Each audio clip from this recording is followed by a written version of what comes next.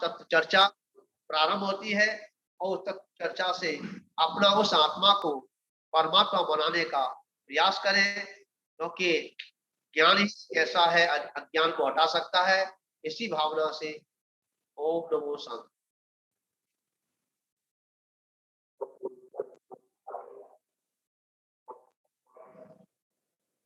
चलिए पंडित जी प्रारंभ करें महाराज? हाँ जी, चालू करिए। सर्व सिद्धों को वंदन करके आचार्य भगवान कुंद कुंद देव के द्वारा प्रणीत यह समय सार परमागम की 13वीं गाथा है और इस गाथा के माध्यम से आचार्य भगवान उपदेश देते हैं कि भूतात्म से जाने हुए जो जीवादि नव तत्व हैं यही सम्यक्त्व हैं। इसी की टीका में टीकाकार आचार्य अमृतचंद देव उस नव तत्वों में छिपी हुई आत्मज्योति को दिखाते हैं और एक कलश के माध्यम से उस बात को और स्पष्ट और दृढ़ करते हुए आगे टीकाकार कहते हैं कि वह आत्मज्योति जो नव तत्वों में छिपी हुई है वह जब प्रमाण नए निक्षेप के द्वारा जिस काल में उसे समझा जाता है उस काल में वह प्रमाण नए निक्षेप भी भूतार्थ हैं, सत्यार्थ हैं। किंतु जब वह आत्मज्योति का अनुभव किया जाता है, उस आत्मज्योति का अनुभव किया जाता है, उस काल में वे नए प्रमाण निक्षेप इत्यादि भी अभूतार्थ हैं, असत्यार्थ हैं। कल अपने चर्चा हुई थी, निक्षेपों को समझा था, उससे पहले हमने प्रमाण और नए को भी समझा था। प्रमाण को प्रत्यक्ष और परोक्ष के भेद से दो प्रकार का कहा, नए भी मूल रूप से दो ही प्रकार के कहे, द्रव्यार्थिक और पर्यायार्थिक नए। द्रव्य ही जिसका प्रयोजन है वह द्रव्यार्थिक नय होता है और पर्याय ही जिसका मुख्य प्रयोजन है वह पर्यायार्थिक नय होता है। उसी प्रकार का हमने नाम, स्थापना, द्रव्य और भाव इस 4 प्रकार के निक्षेपों को समझा था। इन सबको समझने का जो मूल अभिप्राय है वो यही कि हम जानने के काल में, ज्ञान करने के काल में वस्तु का ज्ञान हमें करना है, तब ये सभी उपाय रूप हैं और बिना इनके वस्तु का सत्यार्थ ज्ञान नहीं कर सकते। किंतु वह जब अभेद रूप से वस्तु अनुभव में आती है तब यह कुछ भी प्रयोजनवान नहीं रहते, एक अभेद वस्तु का ही अनुभव होता है, इसलिए ये असत्यार्थ कहे हैं। अब यहाँ पर जूम एप्लीकेशन के माध्यम से जो भी श्रोता इस समय सार की कक्षा से जुड़े हैं वे सभी जिनके पास समय सार स्पष्टीकरण ग्रंथ उपलब्ध है, पृष्ठ संख्या 186-87 निकालेंगे और यहाँ पर जो द्रव्यार्थिक नय का विषय कहा था उसमें कहाँ पर यह जीव भूल कर लेता है, उस भूल को मिटाने का उपाय करेंगे कि द्रव्यार्थिक नय का विषय है क्या।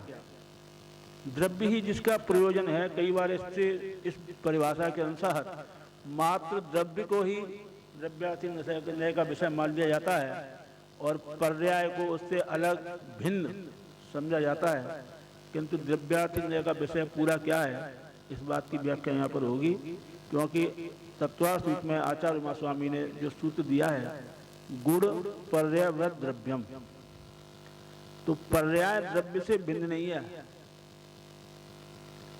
गुण और पर्यायों का समूह ही द्रव्य है। इसलिए द्रव्यार्थिक नय का विषय अकेला द्रव्य नहीं, गुण पर्यायों के समूह से युक्त समूहवान जो वस्तु है वह द्रव्य है, वह द्रव्यार्थिक नय का विषय है। किंतु आज कुछ ऐसी भ्रांतियां हो गई हैं कि पर्याय को द्रव्य से सर्वथा भिन्न मान लिया जाता है। तो आज विशेष चर्चा वहाँ पे हम यहाँ पर सुनने को मिलेगी। तो चलिए प्रारंभ करते हैं। आप सभी लोग अपने उपयोग को एकाग्र चित्त करके इस चर्चा को सुनेंगे और द्रव्यार्थिक पर्यार्थिक न्याय के विषय को भी अपने मन में धारण करेंगे कि वास्तव में द्रव्यार्थिक न्याय का विषय है क्या।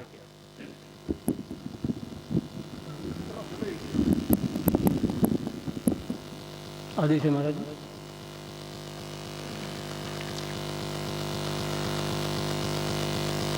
प्रमाण नए निक्षेप की बात कल अपने की थी। ये टीका का अंश पूरा पढ़ा था हमने, जो 187 पन्ने पर लाइन के ऊपर है। अब इसका स्पष्टीकरण पढ़ते हैं।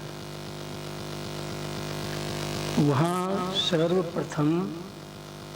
सर्वप्रथम से लेकर के प्रकाशमान उसका स्वाध्याय अपन ने कर लिया। अब इसकी विशेषता समझते हैं। स्पष्टीकरण में इसका विशेष खुलासा क्या है उसको कहते हैं। नंबर 1, यहाँ कोई द्रव्यार्थिक न्याय का विषय पर्याय से भिन्न और प्रमाण का विषय गुण पर्यायमयी द्रव्य, ऐसे 2 प्रकार से द्रव्य मानता है, सो ठीक नहीं है। क्योंकि अध्यात्म शास्त्रों में तो द्रव्य को विषय करने वाला नए द्रव्यार्थिक ही है। प्रमाण का विषय द्रव्य नहीं, द्रव्य पर्याय है। और जिस तरीके से ये लिखे हैं शब्द, उस लिखावट के अनुसार इनके अर्थों में अंतर है।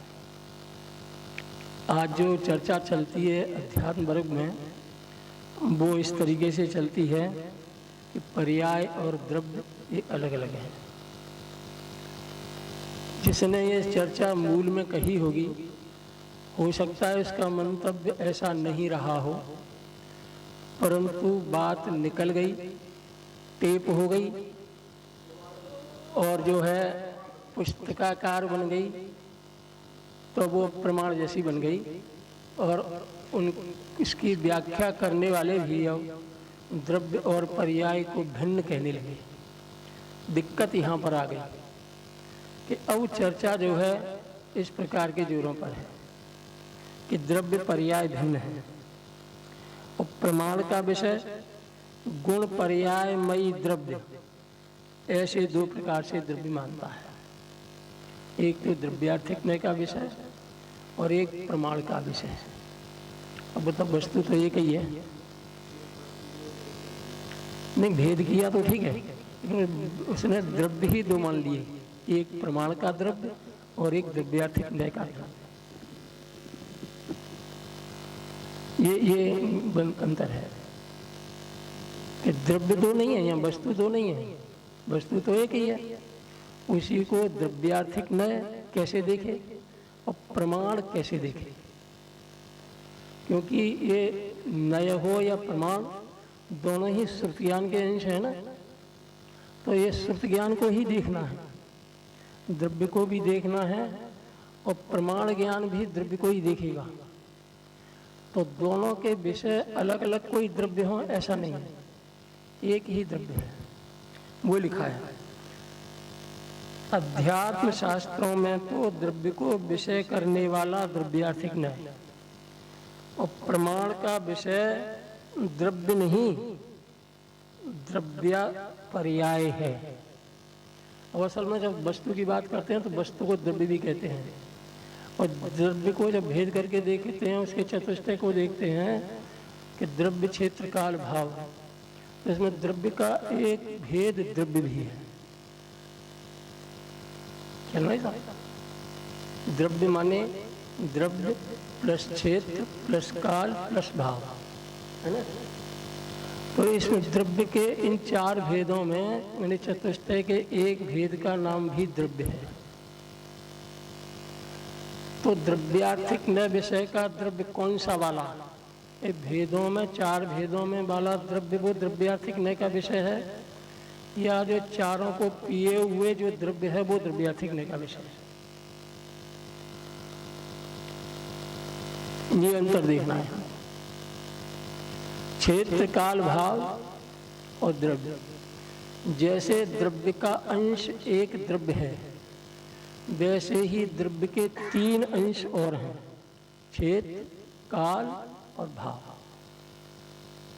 तो इन चारों अंशों को से सहित गुण पर्याय व द्रव्यम वो द्रव्य है।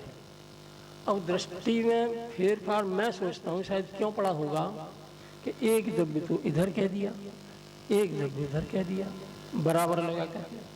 तो हम कौन से द्रव्य को द्रव्यार्थिकने का विषय माने और कौन से द्रव्य को हम प्रमाण का विषय माने? तो उन्होंने द्रव्य दो कर दिए,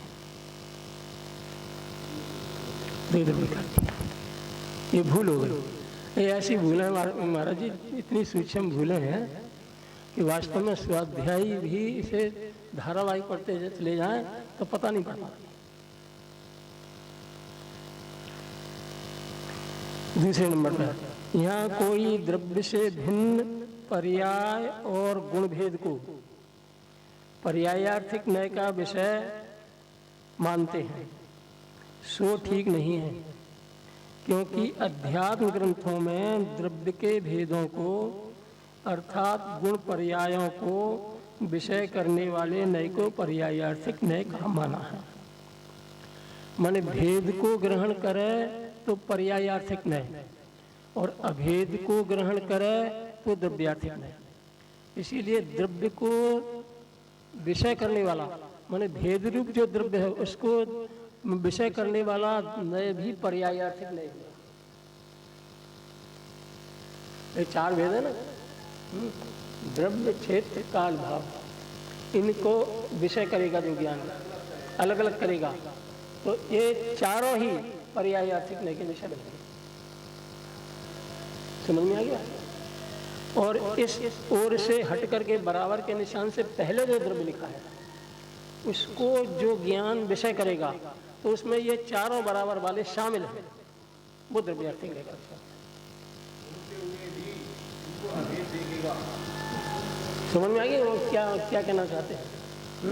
जैसे द्रव्य यहाँ लिखा बराबर द्रव्य प्लस गुण प्लस द्रव्य प्लस क्षेत्र प्लस काल प्लस भाव। अब इनको विषय करेगा एक एक को तो पर्यायार्थिक न्याय विषय, और इसको विषय करेगा तो द्रव्यार्थिक न्याय विषय। जैसे एक परिवार में 4 मेंबर और 4 मेंबर का मुखिया एक या 5 मेंबर, कहीं से चिट्ठी आई न्योता, परिवार के मुखिया का नाम लिखा है तो समझ लेना ये पूरा परिवार इसमें शामिल है। मतलब पूरा परिवार शामिल है। हाँ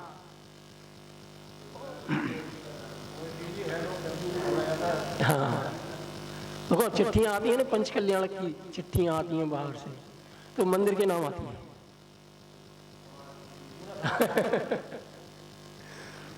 एक एक व्यक्ति को तो अब मंदिर की चिट्ठी के आमंत्रण पर यदि मैं चला जाऊं तो कोई बुराई नहीं है, और मैं सोचूं कि मुझे तो पंचकल्याण का वो न्योता मिला नहीं है तो मैं क्यों जाऊं? कि भैया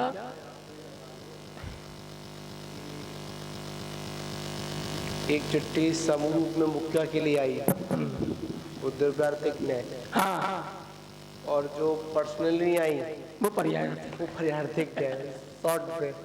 शॉर्ट में ठीक है, बिल्कुल ऐसा ही है।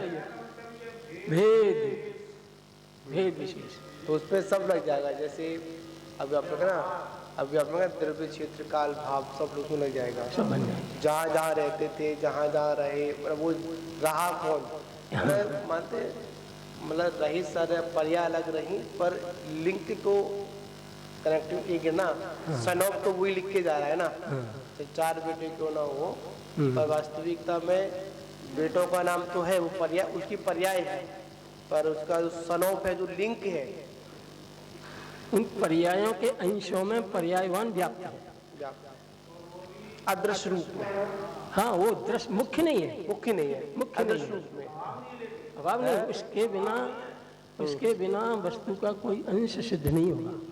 वो है ना, जैसे आपने कहा पिता के नाम पर सारे पुत्रों का नाम शामिल है, उसमें शामिल है पर अधिकार जा सकते हैं।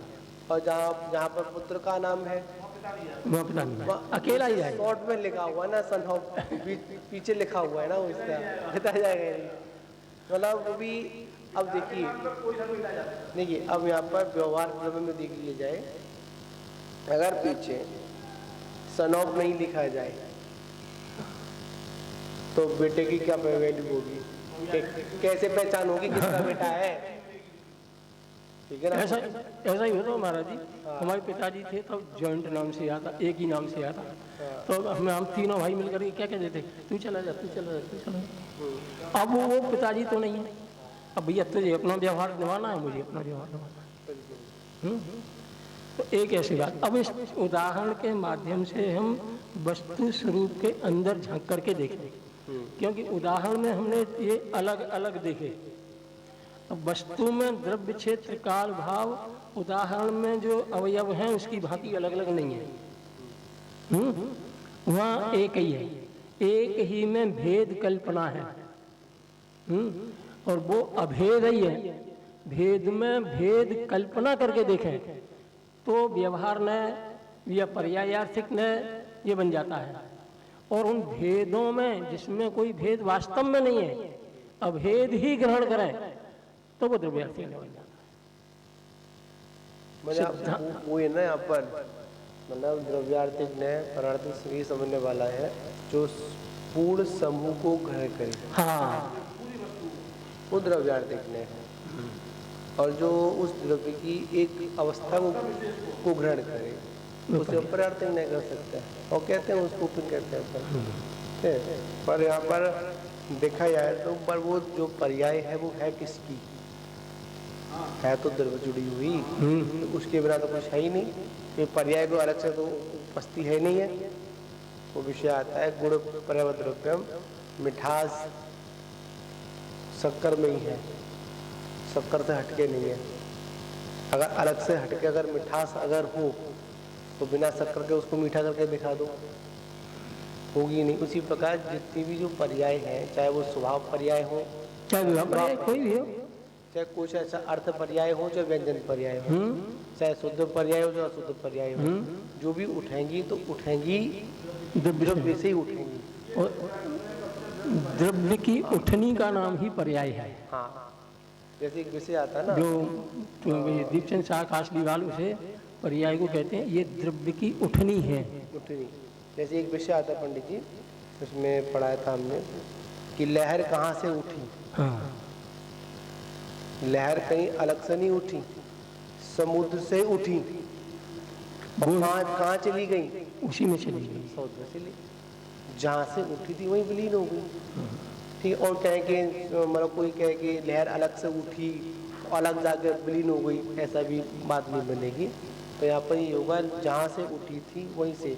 हम लोग क्या कहते हैं, बाहर की व्यवस्थाओं को देख लेते हैं, पर जो अंतर का जो कॉन्टेक्ट होता है, मेन स्रोत होता है, उसको लोग ध्यान नहीं देते हैं। यहाँ पर यही है।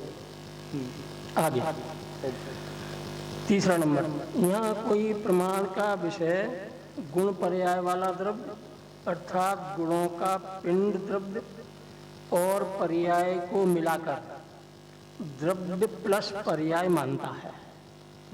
जो अभी आप बात कर रहे हैं, अपनी बात चल रही थी वो ये, सो ठीक नहीं है, क्योंकि अध्यात्म ग्रंथों में माना है कि जैसे अभेद मिश्री में ही सफेदी खुरखुरापन मिठास रूप भेद हैं, उसी प्रकार अभेद द्रव्य में ही गुण पर्याय भेद हैं। सही है। इस प्रकार अभेद भेद अर्थात द्रव्य पर्याय स्वरूप वस्तु ही प्रमाण का विषय है। और विशेष स्पष्टीकरण के लिए द्रव्य दृष्टि क्या जो पुस्तक है उसमें 108 से 129 तक ये विस्तार से है। और चूंकि वहाँ विस्तार से है और संदर्भित और ग्रंथों में है तो और ज़्यादा विस्तार से है। और यहाँ वो विस्तार में जाना अपने को नहीं जाते हैं, क्योंकि उसमें जाएंगे तो फिर वही वस्तु पकड़ जाएगी, समय साल की बात छूट जाएगी। इसलिए अपन को इशारा करके आगे बढ़ते हैं। देखिए यहाँ पर क्लियर उन्होंने कह दिया, जैसे अभेद मिश्री में ही सफेदी खुरखुरापन और मिठासपन भेद है, उसी अभेद मिश्री के अंदर है। सफेदपन भी है, खुरखुराहट भी है और यहाँ पर मिठास रूप भी है। ठीक है ना। तो अब अलग से कुछ नहीं है इसमें, पर जो कुछ भी है उसी के अंदर है। पर मुख्यतः जब वो कोई व्यक्ति जैसे किसी को मिश्री खानी है तो वो सफेद ही नहीं दिखता, वह उसकी खुरखुरापन नहीं दिखता, उसकी वो मिठास को भी नहीं दिखता, वो तो मात्र मिश्री के पूरे पिंड को दिखता है। सिद्धू इष्ट उस समय रस की है, रस इष्ट है। हाँ ठीक है ना। तो यहाँ पर यही बात यहाँ पर कह रहे हैं कि जब अपन द्रव्यार्थिक न्याय की बात करेंगे तो वो एक संपूर्णता, एक मिश्री का पिंड है, अभेद रूप से।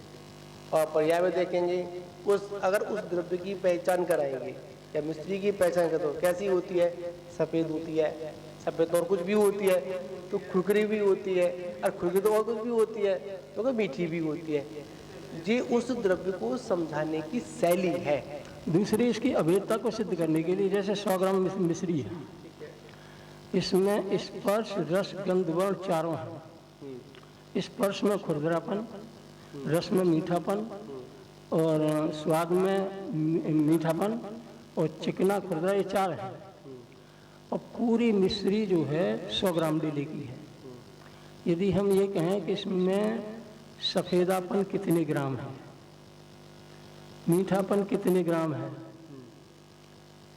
गंध कितने ग्राम है, स्पर्शन कितने ग्राम है, तो कितने कितने ग्राम हम उसको माने और सबको जोड़कर हम कितना माने? जोड़ ही नहीं पाएंगे, जोड़ ही नहीं पाएंगे, निकलेगा ही। तो आप बोलिए और पूरा भी 100 ग्राम,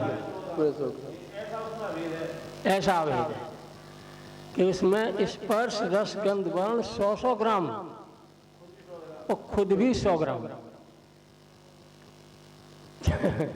इसका नाम अभेद है। बिल्कुल सही कहा। जैसे कहा सफेद मिश्रित, जैसे किसी ने पर्याय पैसा दौड़ी सफेद वस्तु तोली, वो 100 ग्राम ही थी।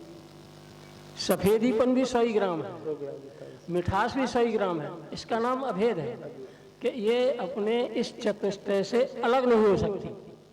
हम ये कहें कि इसमें तो 100 ग्राम के भेद करें या 100 ग्राम जोड़ें, 25 ग्राम करें या 100 ग्राम जोड़ के 400 ग्राम करें, सो नहीं होगा, वो गणित इसमें लागू नहीं होगा। लगा लो। देखिए यहाँ विषय है, अब यहाँ पर आत्मा पता है आत्मा के आत्मा, अब यहाँ पर आत्मा ज्ञान के बराबर है, ज्ञान आत्मा के बराबर है, दोनों लोकालोक के बराबर है। लगा लो शिक्षा सब, क्षेत्र से लगाओ, 6 से लगा लो, प्रदेश से लगा लो, है तो वही चीज, चाहे वो मतलब वो अपने एक चीटी के रूप में हो या किसी में हो, है तो आत्मा के प्रदेश कम नहीं हुए। बात उसमें संकोच विस्तार की जो गुण था वो आगे पीछे हुआ, पर चीज तो वही थी ना। या किसी अवस्था में हो, कल एक बहुत विषय आया था, चीज को पढ़ने में आया, एक गति सुख भी होता है। हाँ होता है, गति सुख में होता है। उसमें एक कहानी भी आती है कि वो विष्टा का कीड़ा बनू, हाँ देश विदेश सुख, मतलब विवेकता होता है कि वो हाँ ठीक है। उसमें आता है कि बता रहे थे उसमें वो कि बार बार विष्टा में उसने कहा था मैं विष्टा का कीड़ा बनूंगा, 5 रंग का बनूंगा, सेठ की आती मुझे मार देना। तो उन्होंने फिर मुनराज से कहा कि ऐसी ऐसी क्या बात है, तो मुनराज ने बड़ा सुंदर शब्द में कह दिया, मतलब गति सुख, मतलब जीव जिस गति में जाता है, जिस अवस्था में जाता है, उस अवस्था में अपने को सुखी मान लेता है, तन्मय हो जाता है, उसमें तन्मय हो जाता है, उसमें निकलना नहीं चाहता। हम लोग कहते हैं त्रिंजों को इतना दुख है, ये दुख है, हमें के दुखों की मुक्ति दिलाए, बड़े बड़े काम भी करते हैं, पर वो उसी पर्याय में जिस गति में है, जिस अवस्था में है, उसी गति में अपने को क्या मान रहे हैं, मैं बहुत सुखी हूँ। नरक की ऐसी पर्याय है, आगे नहीं पहचान, नरक की ऐसी पहचान है कि नार की जीव उस नरक पर्याय को छोड़ना चाहता है, हाँ, परंतु वो छूटती नहीं। अन्य पर्यायों में जीव छोड़ना नहीं चाहता और वो छूटते हैं, छूट जाते हैं। तो नार की मरने के काल से सुखी, इसलिए पुनः मर करके नार की नहीं होता। अन्य गति के जीव पर्याय छूटती है तब दुखी, इसलिए नरक भी चले जाए, निगोद भी चले जाए। बड़ी जी आपने एक चीज पढ़ी क्या, ये सौधर्म इंद्र का जो अमरावती जो नगरी है उसमें अमरावती जो सभा नगरी होती है ना, उनकी जो स्थान होते हैं, और जो इंद्र सभा लगती है उसको क्या बोलते हैं अपन, से कुछ उसको नाम आता है। तो मेरे को यह है कि सौधर्म इंद्र की एक ही सची पटरानी होती है या 8 और भी विरुद्ध कुछ होते हैं? त्रिलोक पंडिती में 8 प्रकार की पटरानियां बताई, सभी देवों की है ना, पर मुख्यता में सची का होता है। पर उसमें 8 देव कम से कम, हाँ 32 की ज़्यादा। अच्छा, उसमें देखा था, उसमें एक चीज़ थी, मैं चित्र भी था उसमें, कि वो बता रहे थे कि जो उनकी सभा मंडप होती है, जो बैठने का तरीका होता है, तो बीच में तो सौधर्म इंद्र बैठता है, उसके ठीक आगे 8 सिंहासन लगे होते हैं, उन पर उनकी पटरानियाँ बैठी होती हैं, जो 8 पटरानियाँ। उसके बाद हर दिशा में 4, मतलब उसमें परकर होता है, चारों दिशा में यम वरुण होते हैं, लक्ष्मी और कुबेर का उत्तर में होता है, पर पूरा का पूरा ऐसा स्थान होता है उसमें 84 लाख, मतलब उसमें सेनापति वगैरह भी होते हैं, इतना परकर होता है, देव सब उसमें बैठे होते हैं। हाँ, सब बैठे होते हैं उसमें, पूरा एक परकर बताया, राजा का पूरा वैभव होता है। और बड़ा एक उन्होंने जो चित्रण उन्होंने किया उसका, बहुत सुंदर उन्होंने चित्रण किया। और एक कल दिखा रहे थे कोई, हाँ अन्य प्रकार उसमें जो 10 प्रकार के जो भेद होते हैं ना, तो उसके सारे उसके अंदर बैठे होते हैं, उसमें होती है। पर जो था कि इसमें अपन अंबिका की समझते थे, 8 में सची पटरानी होती है, बस नहीं पटरानी बोले उन्होंने, नहीं 8 मुख्य थी, उसमें प्रथम तो सची होती है, बाकी की 7 भी मुख्य जो है, बाकी की 7 नीचे होती हैं, 7 नीचे होती हैं। पर सची का ही वर्णन आता है कि सौधर्म इंद्र के साथ जाने का, 8 रानियों का वर्णन उसमें नहीं आता। और भी सौधर्म इंद्र के सामने बैठती है, मतलब जैसे सौधर्म इंद्र आया है तो सामने सिंहासन लगे हुए 8 सिंहासन, पूरा उन्होंने ऐसा एक उसको चित्र बनाया कि उसको ऐसा लगा कि वास्तविकता ये स्वर्ग की मतलब विभूति को दिखा रहे है। पूरा उतारा, पूरा कितनी हाइट होती है, कितनी लंबाई होती है, पूरा एचडी में था, पूरा अच्छी डिजाइन उन्होंने की। उसमें यही पूछना था कि उसमें बात कन्फर्म करना था कि वो 8 दिव्य सौधर्म मित्र के साथ या अन्य सभी के साथ होती हुई, वो सभी के साथ लगा लो उनको, पर 8 दिव्य होता है। हाँ, उसमें एक बात हो रही थी कि जो 16 देव होते हैं, उन 16 देवों के जो मुकुट चिन्ह होते हैं वो भी अलग अलग होते हैं। 16 इंद्र, तो 16 इंद्र है, 12 इंद्र उनके जो नहीं, हाँ कल्पवासी होते हैं, उनके मुकुटों की जो मतलब चिन्ह है, उनके द्वारा हम पता लगाते हैं कि इनका मतलब ये कौन स्वर्ग देव है। बस सौधर्म इंद्र के स्वर्ग का जो मुकुट का चिन्ह है वो है गैड़े का, प्रोदिए थे बोल रहा हूँ मैं। सौधर्म इंद्र का उसमें घोड़े का भी था, बंदर के भी, मतलब हाथी का भी था, और जाते गए सुगर, मतलब पक्षी का सब उन्होंने दिए, चंद्रमा की भी थे। तो उसे ये पता लगा लेते ये व्यक्ति कौन स्वर्ग का है। और वही चिन्ह उनकी जो ध्वजा होती है उसमें भी अंकित वही होता है। हाँ,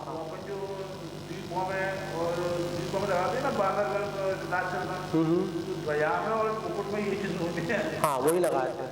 उनको लोग में राक्षस के नाम से बानर को बंदर की तरह बना ऐसा नहीं है, वो उनके ध्वजा में और मुकुट में चिन्ह होता है। जैसे हमारे जो देश में जो अनेक देश हैं अलग अलग चिन्ह हैं उनके, उसी प्रकार वो चिन्ह अंकित होते हैं उसमें, उसे पता लगा लेते ये वहाँ का। अब देखो आगे, अब अपनी उसी प्रमाणना की बात पर आते हैं। बिल्कुल बिल्कुल। 108 से 129 पृष्ठ तक इसका विस्तार देखें। प्रमाण नय निक्षेप रूप विकल्प आत्म वस्तु के यथार्थ निर्णय के उपाय होने पर भी अतीन्द्रिय आनंद रूप आत्मानुभव में वे बाधक ही हैं। उपाय रूप होने पर भी जब उपेय रूप तत्व की प्राप्ति पर ये बाधक है, माने उपेय तत्व की प्राप्ति में बाधा है और प्राप्ति हो जाए तो ये दिखते भी नहीं है, तो अभूतार्थ हो जाते हैं। इसलिए उनके अभाव की 3 रीतियां भावार्थ के अंश में पहली अभाव ही है। यहाँ से ये लिखा है, देखो ऊपर पढ़ लेते हैं, ऊपर पढ़ते हैं, ऊपर 3 रीतियां। पहली रीति, पहली तो यथार्थ वस्तु को ज्ञान कर श्रद्धान की सिद्धि करना। अतः ज्ञान श्रद्धान की सिद्धि हो जाने के बाद श्रद्धान करने के लिए इन प्रमाणी आदि का कोई प्रयोजन नहीं। दूसरी अवस्था में विशेष ज्ञान और राग द्वेष मोह रूप कर्म के सर्वथा अभाव रूप यथाख्यात चारित्र का होना है। इसी से केवल ज्ञान की प्राप्ति होती है। इसके होने के बाद भी प्रमाण आदि का अवलंबन नहीं। तीसरी बात, साक्षात सिद्ध अवस्था में भी इनका कुछ अवलंबन नहीं। इस प्रकार सिद्धि मन सिद्ध अवस्था में भी प्रमाण नए निक्षेपों का अभाव ही है। तो ये 3 प्रकार से कहे, प्रमाण नए निक्षेप उपकारी हैं और ये अभूतार्थ हैं। अपनी अपनी भूमिका के अनुसार इसका अर्थ लगाना। जैसे एक बात यहाँ पर है, जैसे कोई बच्चा गाड़ी से चलना सीखता है और जब उसके पैर जम जाते हैं तो गाड़ी की कोई जरूरत नहीं होती है। और वह अगर गाड़ी का ख्याल भी अगर मन में आ जाता है तो बच्चा तुरंत चलने से गिर जाता है। यहाँ पर यही विषय ऐसे लगा लेंगे, जो जीव जिस भूमिका में है, हाँ जी, सच में उस भूमिका में उस और ऊपर की भूमिका के वो विकल्प आएंगे, बिल्कुल नीचे की भूमिका पर नहीं आएगा। जैसे किसी ने अपनी बेटी की शादी करनी थी, अब बहुत परेशान, लड़का देखने में उसे 3 साल लग गए, लेकिन 3 साल के बाद लड़का मिल गया और पक्का कर दिया कि अब लड़का और देखने के विकल्प सब समाप्त। सही, अब उसकी शादी के विकल्प चालू हो गए। अब शादी के विकल्प चालू, 7वीं भामर और बारात विदा करने के बाद विकल्प शादी के भी खत्म।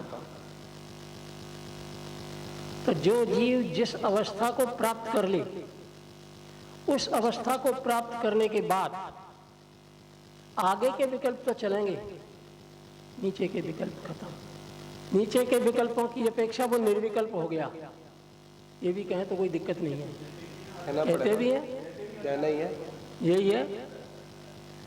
एक बात क्या कहें, मिथ्वात में थे, अनेक विकल्प थे, हाँ, सम्यक मतलब जब अमृत अवस्था में आई वे छूट गए, अपेक्षा से निर्विकल्प है, मृत्यु विकल्प गया, और ऊपर के अभी साविकल्प है।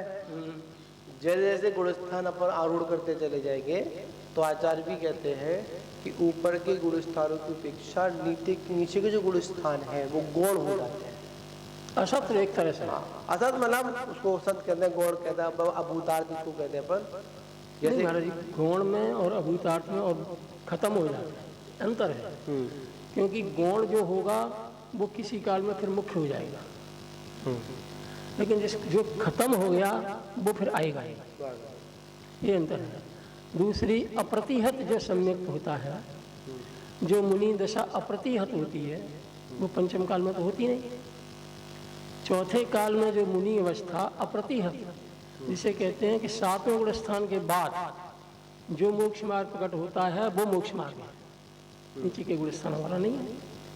इसका अर्थ ये हुआ कि 7वें गुण स्थान से ऊपर जब ये जीव के परिणाम और विशुद्ध होंगे तो वो केवल ज्ञान प्राप्त लेकर के ही रहेंगे। तो नीचे के गुणस्थानों का अभाव उसका पहले ही हो गया, और केवल ज्ञान 13वें अवस्था में जो प्रकट है वहाँ 12वें गुणस्थान तक का अभाव हो गया, और सिद्ध भगवान को सर्व अवस्थाओं का, सर्व गुणस्थानों का अभाव है, इसलिए वो सिद्ध हुआ। तो ऊंची पदवी प्राप्त होने के बाद नीची पदवी वाले के विकल्प खत्म, गौण नहीं खत्म। और ऊपर जो दशा प्राप्त करनी है उस संबंधी विकल्प रहेंगे, और जिस पर्याय में है उस संबंधी भी रहेंगे, क्योंकि जिस पर्याय में है उस पर्याय संबंधी विकल्प कैसे खत्म होंगे, वहां ये प्रमाण न्याय निक्षेप ये उपाय रूप में है, उपाय है ना। और अगली पर्याय में जब ये खत्म हो जाएंगे तो नीचे की पर्याय की अपेक्षा भी उपेय रूप हो जाएंगे। जैसे बात है ना, विकल्प तो आते हैं पर विकल्पों में उलझना नहीं। देखो महाराज जी, ज्ञान होना, पूर्व की पर्यायों का ज्ञान होना ये अलग बात है, और ज्ञान होकर के तद्रूप आचरण होना ये अलग बात है। मुनि अवस्था में भी, मिथ्यात्व अवस्था में जो किए पुण्य पाप के भाव थे उनका ज्ञान हो जाना अलग बात है। ज्ञान तो होगा, तीनों कालों का ज्ञान के विशेषों का ज्ञान ज्ञाता है, तो ज्ञान हो गया, कोई दोष नहीं। लेकिन किसी भी एक अवस्था जो पूर्व की थी उस रूप यदि राग द्वेष हो गया तो वो हानिकारी है, वो पद से च्युत करेगा, ज्ञान पद से च्युत नहीं करता। अरंत को भी है, जिस अवस्था में जो जीव है उस अवस्था में नीचे की अवस्था के जो हमारे भाव थे उनका ज्ञान हुआ, कोई दोष नहीं। और उन अवस्था में जैसी परिणति हुई वैसी परिणति संबंधी राग द्वेष हो जाए तो वो अवस्था गिर जाएगी। हाँ, इसलिए कहते मन में हो सो वचन उचरिए, ये ज्ञानियों के लिए। और अज्ञानियों के लिए मन में यदि कोई विकल्प आता है तो वो मन में ही रख ले, वहीं खत्म कर। आगे बढ़ा है तो वचन में आया तो वचन में खत्म कर, और प्रवृत्ति में भी आ गया है तो एक ही काल में खत्म कर दे। और यदि प्रवृत्ति में बार बार आता रहेगा तो अनाचार हो जाएगा। मन की विमलता नष्ट होने को अतिक्रम है कहा, और शीलचर्या के विलंघन को व्यतिक्रम है कहा। हे नाथ विषयों में लिपटने को कहा अतिचार है, आसक्त विषयाचार में रहना महानाचार है। चार कोई तो विषय निमित्त है, बार बार उधर हम लोग जा रहे हैं, मानते गलती एक बार हो गई, दो बार हो गई, कहीं अगर वो बार बार अगर होने लगे तो वो प्रवृत्ति में आ जाएगी। हाँ, होना चाहता है, प्रवृत्ति में नहीं आना चाहिए। एक बार प्रवृत्ति में आता है तब तक तो अतिचार है। अतिचार के बाद तो शुद्धिकरण की व्यवस्था है प्रायश्चित लेकर के। लेकिन यदि वो प्रवृत्ति में बार बार आता है और इस भाव से आता है कि प्रवृत्ति में आएगा हम प्रत्याख्यान और प्रतिक्रमण से शुद्धि कर लेंगे, ये मिथ्यात्व का परिणाम आ जाता है। मिथ्यात्व परिणाम पूरा, मतलब गलती करने के बाद गलती को स्वीकार करके उसकी आलोचना करना, ये सबसे बड़ा मिथ्यात्व। हाँ, मतलब अभी और ये मिथ्यात्व छूटेगा भी नहीं। हाँ, ये नहीं छूटेगा, ये तो ग्रहित मिथ्यात्व जैसा हो गया, ग्रहित मिथ्यात्व हो गया। और साथ में अगर जिस परिणामों के साथ बंद हुआ है तो वो बिना सुख दुख दिए जाएगा भी नहीं। फिर जैसे मुनि अवस्था में भी, आज पंचम काल के मुनि अवस्था में भी महाव्रतों में कोई दोष लग जाएगा, और यदि दोष लगता है उसका प्रायश्चित लेकर के वहीं खत्म कर दिया जाए, शुद्धि हो जाएगी। और यदि कोई ये सोचे कि एक बार लग गया दोष फिर प्रायश्चित ले लेंगे, और लग गया प्रायश्चित ले लेंगे, और लग गया प्रायश्चित ले लेंगे, हमारे यहाँ तो विधान प्रायश्चित का है, तो वो मिथ्यात्व का विधान है। फिर बात हो गया, वो मतलब मिथ्याचारित कर रहा है, वो अपना आयत कर रहा है। और सर्वज्ञ की सबसे पहली जो सर्वज्ञ की आज्ञा थी, चाहे वो महाव्रत के रूप में, जो अरुव्रत के रूप में, जैसे किसी ने महाव्रत लिया, अरुव्रत लिए, तो अब कहा ठीक है आप प्रायश्चित ले लेंगे, प्रायश्चित ले लेंगे, ऐसी मान्यता अगर मन में चल रही है तो आचार्य कहते हैं कि तुमने एक बोझ लाद लिया। बोझ आता मतलब हम महाव्रतों को या अड़ुव्रतों को अगर जो भी नियम संयम बताए हैं तो उनको व्यवस्थित रूप से पालन नहीं कर रहे हैं, तो मन में धारणा ये नहीं कर लेंगे, प्रायश्चित ले लेंगे, तो आचार्य कहते हैं ये तुम्हारे लिए बोझ है। तो आपने ग्रहण तो किया, सम्यक्त व्रतों को तो ग्रहण किया, पर सम्यक्त रीति के साथ में व्रतों का पालन नहीं किया। हाँ, दोष लग जाए उसके लिए प्रायश्चित लग जाए तो प्रायश्चित है। जैसे कल तत्वा सूत्र के तत्वा सूत्र के 9वें अध्याय के अंतर्गत माता जी में क्या आया था, पढ़ा था बड़ लोगों ने, बड़ा सुंदर था। आलोचना के 10 भेद, 10 भेद किए। एक तो अनकंपित दोष, क्या अनुकंपा दोष। अच्छा, मतलब मैं आलोचना कर रहा हूँ तो मैं क्या करूँ, आलोचना करने से पूर्व मैं गुरु महाराज को ऐसी कोई वस्तु भेंट करूँ जो मेरे ऊपर अनुकंपा कर दे, अनुकंपा कम प्रायश्चित दे, ठीक है ना। बहुत सारे, एक होता है कंपित दोष, अनेक प्रकार 10 प्रकार मुझे याद नहीं है, संज्ञान में नहीं है, 10 प्रकार के दोष बताए, आलोचना के दोष बता दिए, है ना। तो काफी दोष उसमें थे, तो यहाँ पर महत्वपूर्ण तो एक गिनती में 10 दोष गिना दिए। हाँ, वो तो दोस्तों बहुत मुख्यता में, और इसी के अंदर जुड़े हुए दोस्त बाकी सारे होते हैं, मुख्यता में ये बता दिए, उन्होंने बता दिए। तो यहाँ पर यह है कि प्रायश्चित का विधान जो आचार्य ने दिया वो व्रत शुद्धि का है, प्रवृत्ति शुद्धि का नहीं। हाँ, कुछ दोष तो ऐसे हैं जो जब रोजाना प्रवृत्ति होगी तो उस रोजाना भी दोष लगेंगे। हाँ जी, लगेंगे, जैसे आहारचर्या है, आहार विहार निहार आदि है, इनमें लगेंगे, इसके लिए प्रायश्चित है। और कोई दोष ऐसे जो कभी कभी प्रवृत्ति होती है, उनमें यदि बुद्धिपूर्वक वो प्रवृत्ति करें और फिर प्रायश्चित लें, ऐसे भाव के साथ में यदि होती है तो मिथ्या में चला है। जैसे उनका आता है ना, एक संप्रदाय है, वो जाते हैं, वो में कोई वो क्रिश्चियन वगैरह में विभाजन है, कोई गलती अगर हो जाए तो वो जाकर एक बॉक्स होता है, अंदर उनकी वो बैठे होते हैं, उसको क्या बोलते हैं, भैया पूरी बात को बोल कह देते हैं, भला उसको वहाँ पर उनका वो, हाँ वहाँ गए, वहाँ बोल दिया तो वो क्या हुआ, को सारा का सारा विषय उस समय दुख मतलब क्षय हो गया। हाँ हाँ हाँ हाँ, अगर अपने गुरु के सामने होती है, वहाँ उनकी होती है, तो वहाँ पर अगर बार बार करने जा रहे हैं, गलती वही करे बार बार करने जा रहे हैं, तो आचार्य कहते हैं अपनी गलती को सुधारोगे कब। पहली बात तो आपने से कहा, अगर कोई अनजाने में दोष लगा उसका प्रायश्चित है, जानकर अगर दोष लगा तो काय का प्रायश्चित, अपराध, और अपराध की सजा मिलना है तो दंड है, दंड है उसके लिए। और दंड में जो आचार दंड दे, दीक्षा चेतन करते, जो भी उसका जो भी विषय प्रायश्चित के अंतर्गत आएगा तो उसको वहाँ पर उसको पालन करना पड़ेगा। और उसमें भी बहुत तरह की चीजें हैं, तो भगवती आराधना में आया था, बड़े मार्मिक बात होती है कि आचार एक बार में ही सहजता से प्रायश्चित नहीं देते हैं। जो महा अपराध होते हैं, छोटे देर सिक्का तो तुरंत एक बार में दे दिया उन्होंने। जब छपक अपने निर्यापकाचार्य के पास, बड़ी मुझे वो बात आज भी मार्मिक दोनों की कला बताई।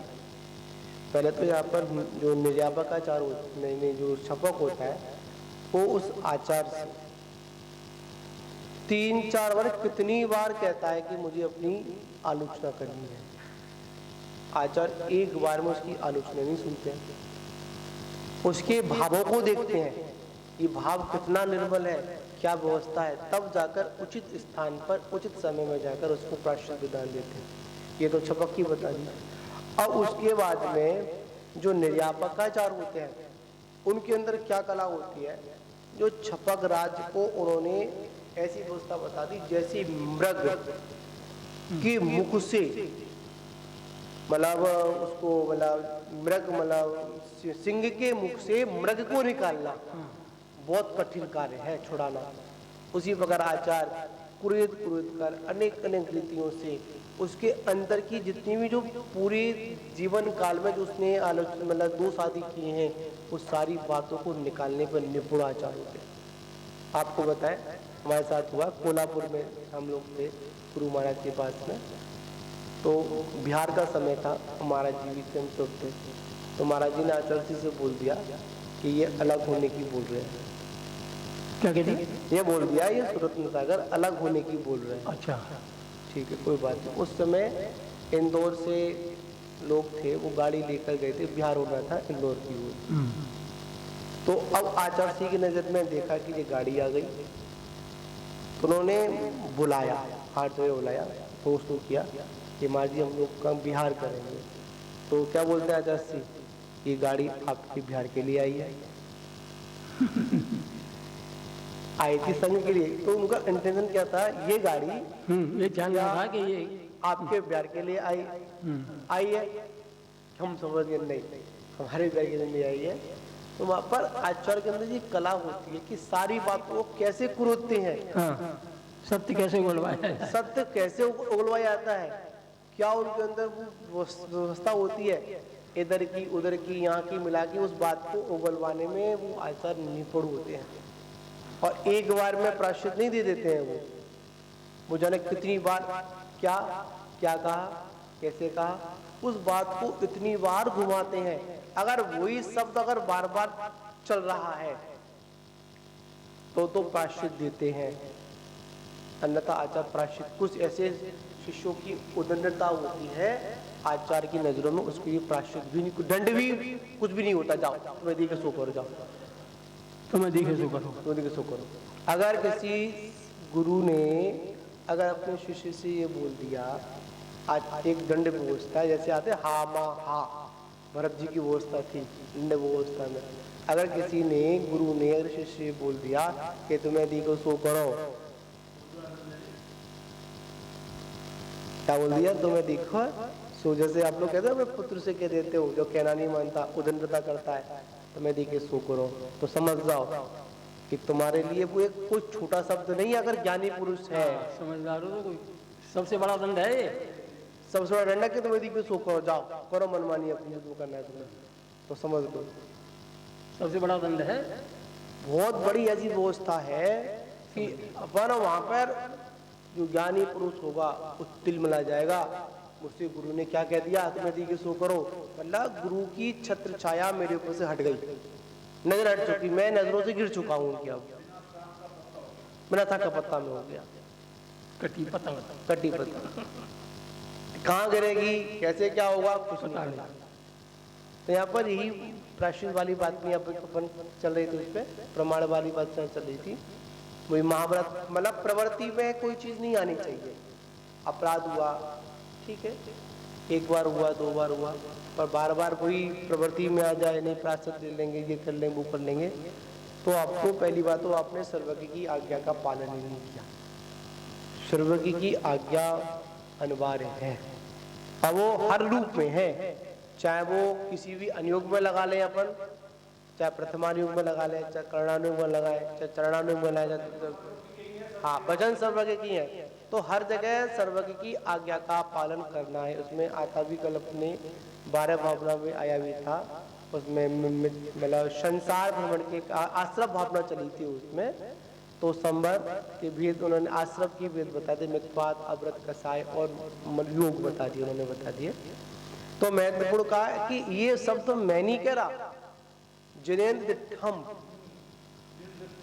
मतलब जिनेन्द्र के वचन है, मेरे वचन है, और जिनेन्द्र के वचन हमारे लिए आज्ञा, तो हमको उनकी आज्ञा का पालन करना हमारे लिए बड़ा ही उपयोगी है। यहाँ पर अब इस कलश में ये ऊपर पढ़ लिया 3 प्रकार के, ठीक है, हाँ पिछले कलश का। अब इस कलश में जैसे उदय पुण्य श्री प्रमाणम, ये जो 9वां कलश है, इसकी अर्थ में कहते हैं, इस कलश में आचार्य शुद्धनय का अनुभव करते हुए कहते हैं कि इन सर्व भेदों को गौण करने वाले शुद्धनय के विषयभूत चैतन्य चमत्कार मात्र तेज पुंज आत्मा का अनुभव होता है। बोर्ड अच्छे फिर पढ़ता हूँ। शुद्ध नय का अनुभव करते हुए कहते हैं आचार्य कुंदकुंज स्वामी, अमृतचंद स्वामी, ये कहते हैं कि इन सर्व भेदों को गौण करने वाले शुद्ध नय के विषयभूत चैतन्य चमत्कार मात्र तेज पुंज आत्मा का अनुभव होता है। सर्व भेद जिसमें गौण हो गई हों, ऐसा चैतन्य चमत्कार उसकी चमक अनुभूति में आ जाए, तब ये जो प्रमाण में निक्षेप हैं ये अभूतार्थ हैं, असत्यार्थ। जैसे एक यहाँ लगा लेंगे अपन, जैसे सूरज बादल में छुपा हुआ है, ग्रहण पड़ा ना, वही पढ़ते हैं। अगर हम शुद्ध ने से लक्ष्य रूप से अगर सूरज को देख रहे हैं तो मानते हैं भी उस पर परत है, आवरण है, पर कहीं ना कहीं उसमें एक चमक है वो हमारे अनुभव में आ रही है। मतलब इसका जो है 194 पन्ना मुख्य प्रकाशक ने इस तरीके से निषेध किया है कि निश्चयाभासी मिथ्या दृष्टि, जो ज्ञानावरण और ये दर्शनावरण, ये आवरण, जिन कर्मों के साथ में आवरण शब्द लिखा है, उसके बारे में कहते हैं कि तुमने ज्ञानावरण कर्म ज्ञान को आवृत करता है, तूने इसका जो अर्थ लिया है वो ठीक नहीं है। कि हमने ये अर्थ लिया कि ज्ञानावरण ज्ञान को आवृत करता है, और आवरण का अर्थ हमने आच्छादन जैसे मान लिया कि इस ज्ञान परत पर जैसे कोई कपड़ा ढक दे, ऐसे ज्ञानावरणी कर्म जो पुद्गल की प्रकृति है, इसने ज्ञान को इस तरीके से आवृत किया है, ये इसका अर्थ नहीं है, निषेध किया। कोई कहता है क्यों अर्थ नहीं है, आवरण शब्द तो लिखा है, वो आवरण तो इसी का नाम है, पर्दा, पर्दे का नाम ही तो आवरण है। तो इसका निषेध इसलिए किया उन्होंने कि जैसे केवल ज्ञान, अर्यंत अवस्था वाला केवल ज्ञान निरावरण है, मेघ, पटल, सुमेरु पर्वत, नदी, स्वर्ग, नरक, ये सब उसके लिए आवरण होते हुए भी वो सर्व ज्ञेयों को जान लेता है। आवरण माने ये यदि इस भांति आवरण कहें तो फिर वो जान लेता है। तो ऐसे ही आवरण हम इनको कहें तो फिर केवल ज्ञान सर्व पदार्थों का ज्ञाता कैसे होगा? इसीलिए जो तुमने आवरण शब्द का अर्थ लिया है, हाँ निरावरण है ना, कहा ना कि हमें ये वस्तु जानने के लिए आवरण शब्द मशरूत ज्ञान की बात कहते हैं कि ये ज्ञान को आच्छादित कर दिया है, तो हम इसे कैसे जाने, उसके निषेध के लिए कहते हैं कि ऐसे आवरण नहीं है जैसे तुमने माना है। यदि ऐसे आवरण कहोगे तो केवल ज्ञानी के लिए, केवल ज्ञानी साथ में नरक वाले को देखते हैं, निगोदिया को भी देखते हैं और स्वर्गों से ऊपर भी देखते हैं, तो ये कितने, एक मिनट हम कह रहे हैं, तो ये सर्व पटल जो है ये आवृत करेंगे तो फिर केवल ज्ञानी कैसे देखेगा? इसीलिए तुमने जो आवरण माना है ऐसा नहीं है। अब बताओ,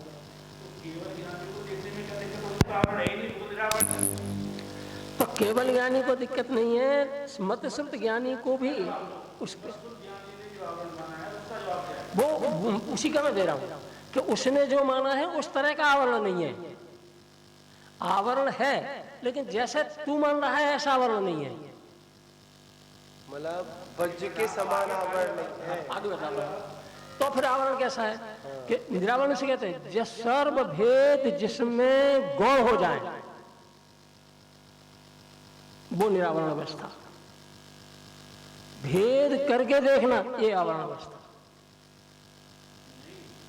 ज्ञानावरण कर्म का उदय है तो बाह्य पदार्थों को देखने में आवरण है वो, ऐसा भी नहीं है, ऐसा भी नहीं है। तुमने वो पदार्थ को देखने में तो वो आवरण है पर अपने अंदर को निरावरण ये पूरा। सुनो, ऐसा भी नहीं।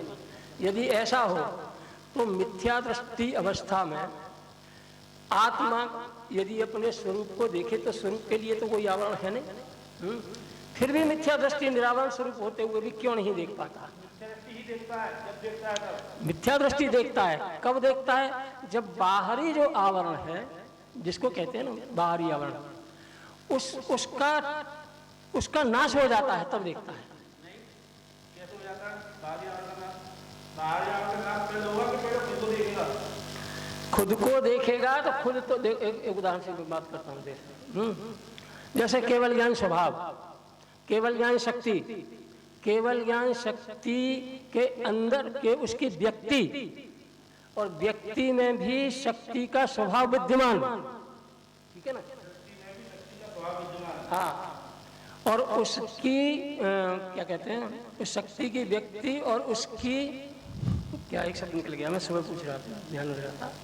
केवल ज्ञान स्वभाव, केवल ज्ञान शक्ति, उस शक्ति की व्यक्ति, जैसा स्वभाव वैसी ही व्यक्ति, और उस व्यक्ति में उसकी सामर्थ्य की बात कर रहा हूं। और सामर्थ्य जैसी व्यक्ति वैसी शक्ति वैसी सामर्थ्य को भूलना, ये ज्ञानावणी कर्म का काम है।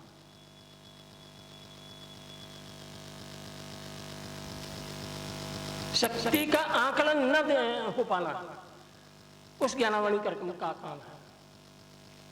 और जहां ज्ञानावणी कर्म तो बाहर ही है, तो बाहर वो शक्ति की जो सामर्थ्य है, उस सामर्थ्य का आकलन से नहीं हो पाता।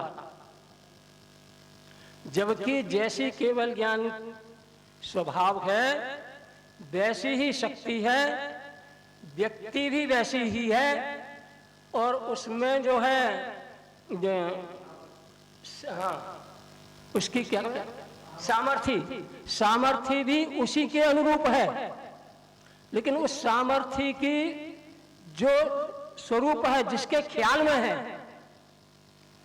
वो तो है मोक्ष मार्गी, और जो सामर्थ्य को भूला हुआ है वो है संसारी।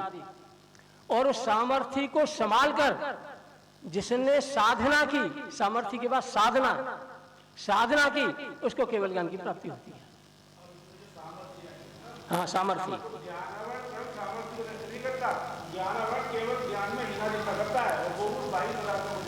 ज्ञानावरण, जैसे उस दिन 2-3 दिन पहले हमने चर्चा की थी ना, कि सुप्त ज्ञानावरणी स्वानुभूति को आवृत करने वाला सुप्त ज्ञानावरणी कर्म, सुनो क्या नहीं, वो सुप्त ज्ञान विशेष है, सुप्त ज्ञानावरणी कर्म की ही प्रकृति है ना।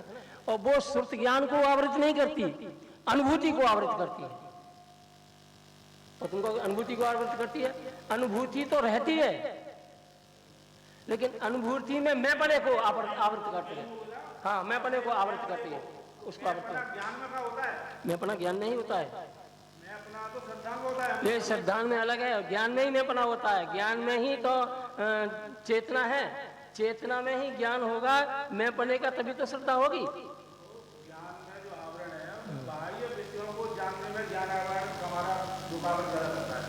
सूर्य के ऊपर ध्यान करके हमारा कि ये बादल आ गया, तो बादल के नीचे भले अंधेरा हो, अंदर नहीं है, बादल के ऊपर देखो तो पूरा प्रकाश है। उसमें प्रकाश है, देख लेना तुम्हारा तर्क उसमें है, तुम्हारा तर्क उसमें है, जो सूर्य वो तो पूरा है। तो इसका मतलब है कि अपने आप में पूरा है, हर काल में पूरा है वो। अब दिक्कत में जो बात कर रहे ना, बाहर के विषयों के लिए तो आवरण है वो। और अध्ययन करना उसमें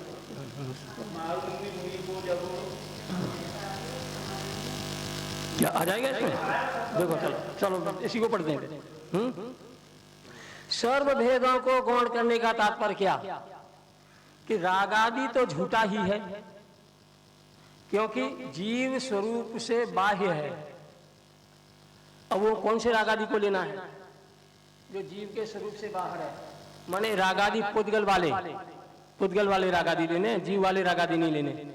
वो तो बाह्य है, प्रमाण नय निक्षेप रूप बुद्धि के द्वारा एक ही जीव द्रव्य का द्रव्य गुण पर्याय रूप अथवा उत्पाद व द्रव्य रूप भेद किया जाता है। वे समस्त झूठे हैं, अर्थात वे सब गौण हैं, अनुभव के काल में नहीं दिखते। ठीक है, इस प्रकार यहाँ भेद को अत्यंत गौण करके कहा है कि प्रमाण नय आदि के भेदों की तो बात ही क्या, शुद्ध अनुभव होने पर भी द्वैत ही भाषित नहीं होता, एकाकार चिन्ह मात्र ही दिखाई देता है। ये पांडे राजमल जी का और जयचंद जी छावड़ा का। अब वाली बार क्लियर नहीं हुई ना, ज्ञान वाली। हाँ? ये तो बात क्लियर चल रही है, और जो ज्ञान वाली बात क्लियर नहीं हुई ना, ज्ञान वाली बात देखो।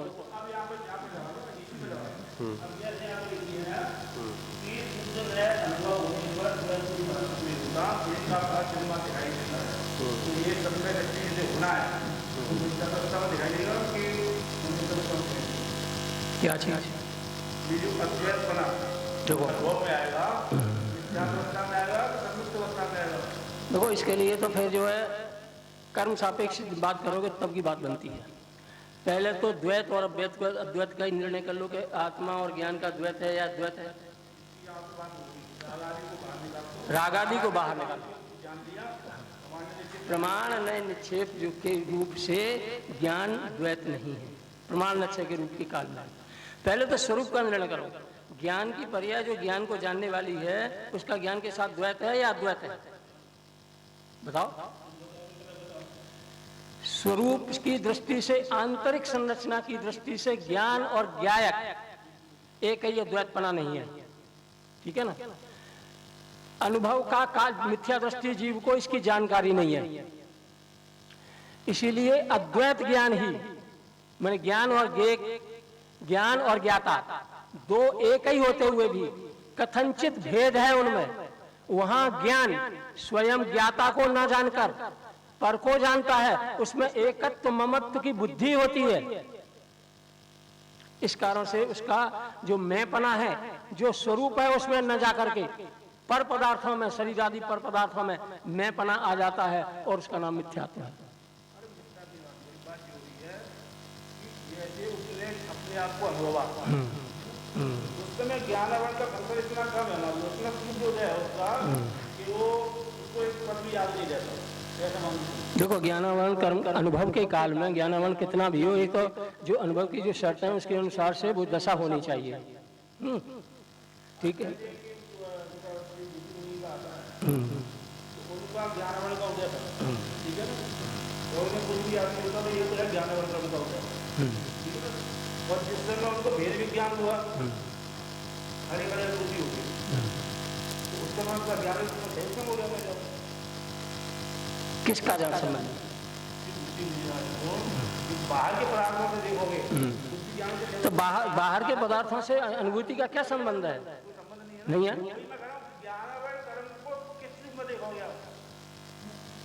ज्ञान के विशेषों को आवृत करने में, हाँ वो टोडर में उदाहरण किसके लिए दिया है? निश्चयाभासी के लिए दिया है। नहीं, निश्चयाभासी की जैसी मान्यता है उसके निराकरण के लिए दिया है उन्होंने, टोडरमल जी ने, कि जैसा निश्चयाभासी मानता है वैसा आवरण नहीं है, ये कहा है उन्होंने।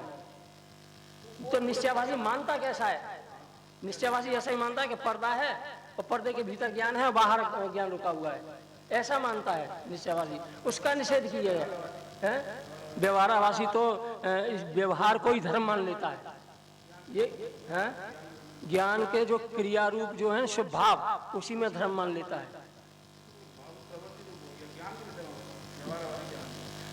व्यवहाराभासी व्यवहार रत्नत्रय को धर्म मान लेता है, ये व्यवहाराभासी है।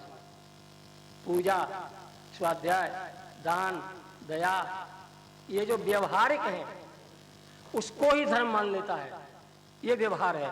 इसीलिए उसको छोड़ता नहीं है व्यवहाराभासी। व्यवहाराभासी व्यवहार को छोड़ता नहीं है, क्योंकि उसे मालूम है इसे छोड़ दूंगा तो मुझे लोग निंदा के भी पात्र होंगे, निंदा को चला जाऊंगा। इसीलिए उसने व्यवहार को पकड़ा है। व्यवहार माने सम्यक दृष्टियों का जो बाह्य व्यवहार है उसको पकड़ा है और उसी को धर्म माना है व्यवहाराभासी ने। और निश्चयाभासी ने निश्चय को छोड़ा है। निश्चय की उसे मालूम नहीं है, निश्चयाभास का ज्ञान है उसे, निश्चय का नहीं। और निश्चयाभास भी क्या है कि जैसे मत्य श्रुत आदि ज्ञान के जो विशेष हैं, ये विशेष इसमें सामान्य है, उस सामान्य पर उसकी दृष्टि नहीं है, जितना विशेष है उतना ही है, ऐसा।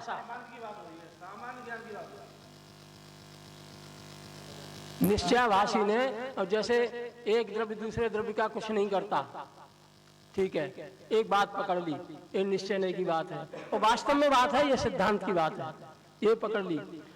पूजा, स्वाध्याय, तप, संयम ये व्यवहार है, मोक्ष के कारण नहीं है, ये स्वर्ग के कारण है। ऐसा जानकर, बंध के कारण है, ऐसा जानकर इनको छोड़ा, बंध का कारण जान करके। शास्त्रों में भी लिखा है, कोई दिक्कत नहीं है। जब बंध अधिकार समय सार में आएगा तो वो ही बात आएंगे। बंध का कारण जानकर उसने शुभ क्रियाओं को छोड़ा, शुभ भाव को छोड़ा, और अशुभ क्रियाओं को पाप जान करके छोड़ा, और शुद्ध में उसकी प्रवृत्ति नहीं है। तो फिर ये बताओ, उसकी प्रवृत्ति उसे तो मालूम नहीं है क्या है, लेकिन उसकी है क्या प्रवृत्ति?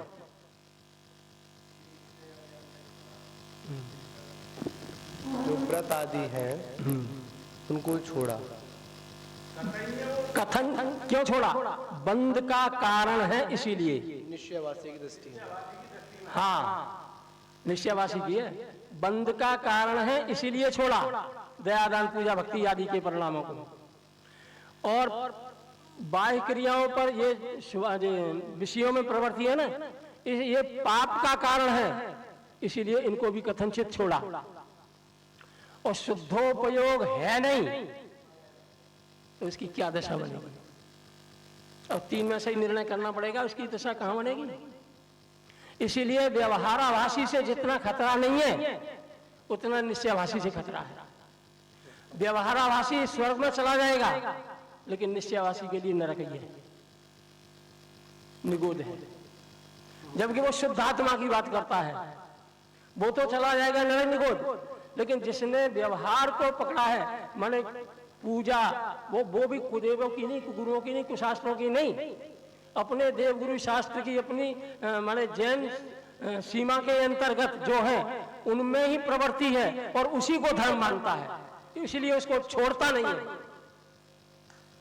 तो स्वर्ग चला जाएगा, लेकिन नरक निगोद नहीं जाएगा। आचार्य कहते हैं कि दोनों का बराबर रोग है, ऐसा नहीं है कि वो ज्यादा रोगी है, ये कम रोगी है। निश्चय वाला रोगी है, निश्चय वाला ज्यादा रोगी है। हाँ, दोनों बराबर के रोगी हैं। हाँ, निर्जरा अधिकार में चौथे गुण स्थान वाले अविरत सम्यक दृष्टि को मुख्य करके, वैसे मुख्य करके, और ऊपर की अवस्था वाले जीवों को गौण करके ये कहते हैं कि भोग भोगने से कर्म की निर्जरा होती है। और बंध अधिकार में और मुनि दशा में जो मिथ्या दृष्टि है उनको मुख्य करके ये कहते हैं कि तेरे जप तप व्रत संयम भी बंध के कारण है। बाहर से लोग देखते हैं तो कहते हैं कि भोग बंध के कारण और व्रत तप संयम निर्जरा का कारण, लेकिन इन दोनों अधिकारों में उल्टा उल्टा दिखाया है। और वो कैसे दिखाया है कि सम्यक दृष्टि के पास सम्यक दर्शन है, सम्यक ज्ञान है, तो जिसके पास सम्यक दर्शन सम्यक ज्ञान है उसका संसार छोटा होता जाता है। भले ही चाहे उसके पास अभी असंयम हो तो अभी उसका संसार घट रहा है। और जो मिथ्या दृष्टि है, अब 9वें ग्रह में बाढ़ जाने वाले जो चौथे काल का मुनि होता है अभव्यजियो, उसकी बात करते हैं कि देह से तो वो निर्गंथ मुनि है और ये 28 मूल गुणों का पालन भी करता है और शब्द भी ऐसे बोलता है कि उसके शब्द सुनो तो तिरने वाला तिर जाए, और आप वहीं का वहीं। और लोग उसको ज्ञानी मानते हैं, मोक्ष मार्गी मानते हैं, लेकिन सिद्धांत में उसको अब मिथ्यात्वी और असंयमी तक का, असंयमी कहा है हो जाए। तो बंध अधिकार में उस मुनि को मुख्य करके उसकी क्रियाएं, जो कि लोग जो है मोक्ष मार्ग की मानता है, उसकी क्रियाओं का निषेध करके उसे बंध मार्गी सिद्ध किया है। और सम्यक दृष्टि अवृत गुणस्थान वाले को, उसके पास सम्यक दर्शन सम्यक ज्ञान चारित्र है, उसके बल पर यदि वो भोग भी भोगता है तो अभी कर्म की निर्जरा होती है, क्योंकि ऐसा भोग उसने जो भोगा है अब आगामी काल में ऐसा भोग नहीं होगा। आगामी काल में ऐसा नहीं होगा। एक बार युधिष्ठिर जुआ खेल गए, न पहले खेले थे और न बाद में खेले, मोक्ष मार्गी थे।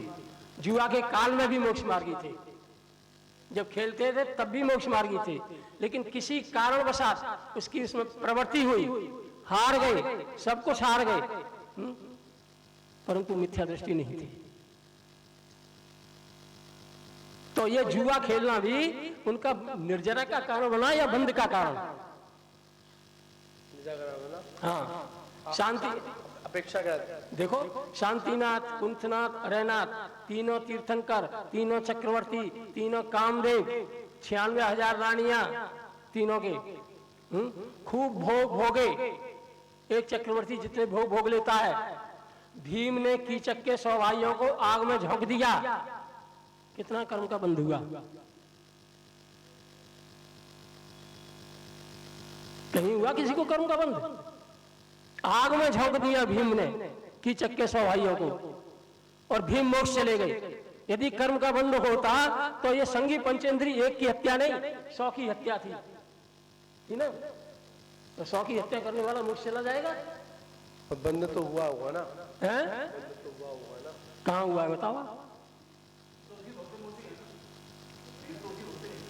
उसी वैसे मोक्ष है। शांतिनाथ, कुंतनाथ, अरयनाथ ये तो तीर्थंकर भी थे। अब आपका कहना है कि बंद तो हुआ होगा, है? क्योंकि ये सारे काम तीव्र के साय में होते हैं, और ये भीम ने जो किया होगा उस समय बस संयमी की दिशा में भी कृष्ण रेशा का परिणाम है। आश्रम की जो वेदों के अंदर मानते हैं कि मिथ्यात नहीं है, तो अगस्त में अव्रत है। कह तो रहा हूं मैं, इसी को बात कह रहा हूं महाराज जी कि असंयम है, और असंयम में भी कृष्ण रेशा, और कृष्ण रेशा में भी मिथ्या दृष्टि जैसी कृष्ण रेशा तो नहीं है। इसीलिए इससे जो भी बंध हुआ होगा वो प्रायश्चित से खत्म। उसमें इतनी स्थिति और अनुभाग नहीं पड़ा कि वो इसके लिए अगली पर्याय उन्हें धरनी पड़े। पर यहाँ पर मुख्यतः बंध तो हुआ ना, और कम स्थिति में हुआ ना प्रायश्चित के रूप में। बंध तो 12वें गुण स्थान में, 13वें गुण स्थान में भी है। पर यहाँ पर नहीं, यहाँ पर सांप्रदायिक आश्रम और इरियापत आश्रम भी डाल देंगे ना अपन। वहाँ पर भी इरियापत आश्रम के अंतर्गत विषय आता है, उसमें आता है। तो हमें मतलब ये है कि कसाय वाला भी आता है। अब यहाँ पर मानते हैं अपन 12वें की बात में करेंगे। किसकी? 12वें की बात तो बाद में है, पहले अपन 5वें की बात कर रहे हैं अपन। तो वहाँ पे तो मानते हैं कि मिथ्या चला गया, जो 4 हेतु बताए, मिथ्यात, अव्रत, कसाय और योग। मतलब मिथ्याती तो गया है। अव्रत अवस्था में भी सकल संयम नहीं है अभी, एक दिन संयम में। तो महाराज जैसी अवस्था होती है, जिस गुण स्थान तक की अवस्था है, उस गुण स्थान तक उसमें होने वाले बंध हैं, और उस गुण स्थान के चरम समय में बंध विच्छित्ति है। मतलब तो अविरति का बंध भी 4थे गुण स्थान तक, और अविरति की बंध विच्छित्ति भी 4थे गुण स्थान के अंत समय में। प्रमाद का बंध भी 6वें गुण स्थान तक, और प्रमाद के बंध की विच्छित्ति भी 6वें गुण स्थान में। तो 6वें जिस गुण स्थान में है, उस गुण स्थान में अनंतानुबंधी और मिथ्यात्व को छोड़कर किसी भी कर्म की परिणति अनंत काल के लिए नहीं बनती। 70 कोड़ा कोड़ी सागर का जो बंध मिथ्यात्व का है, एक बार भी यदि सम्यक्त हो जाए तो फिर कभी भी नहीं होता। नहीं, वो बात आपकी सही है, पर यहाँ पर अनंतानुबंधी की अपेक्षा से, अनंत संसार की अपेक्षा से। अनंत संसार का अर्थ क्या है? अनंत संसार का अर्थ क्या है? एक कषाय का परिणाम है जिसकी तीव्रता इतनी मजबूत, इतनी बड़ी होती है कि अनंत पर पदार्थों के साथ अनंत काल तक का एग्रीमेंट करता है, इसलिए इसका नाम अनंतानुबंधी है। लेकिन वस्तु व्यवस्था के अनुसार कोई भी कर्म अनंत काल के लिए बंधता नहीं है। अधिक से अधिक बनता है तो 70 कोड़ा कोड़ी से ज्यादा का कोई कर्म बनता नहीं है।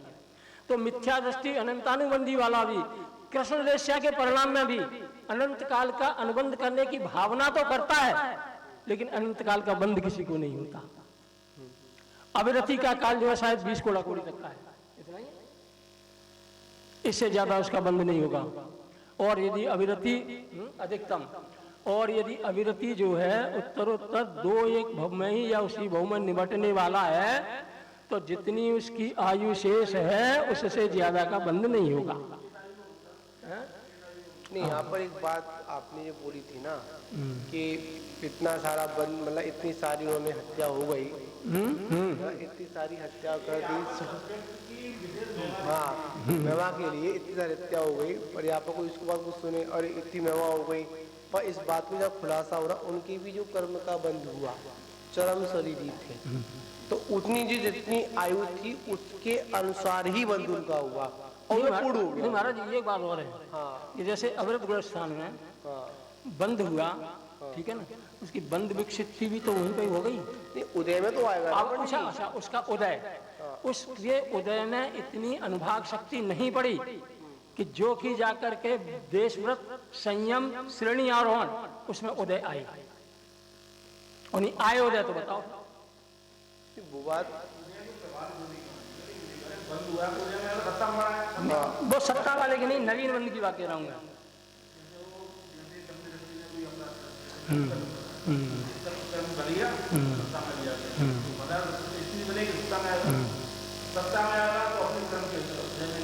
उद्यावली में भी अंतर्मूर्त में आ जाएगा, अंतर्मूर्त में आ जाएगा।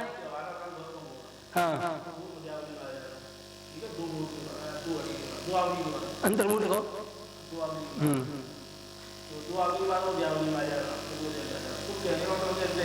वो बंद हुआ, उदय हुआ, तो अब आपका कहना यह है कि वो प्रभावित होता है, प्रभावित नहीं होता, उसका अनुवाद नहीं, वो यहाँ पर जैसे कहा जाए, जैसे किसी जीव को समय दर्शन नहीं हो, कार्य करेगा बंद नहीं होगा, तो हो ही सकता है, प्रवृत्ति हो और बंद हो। हाँ, यहाँ पर इस बिंदु के लिए करना पड़ेगा।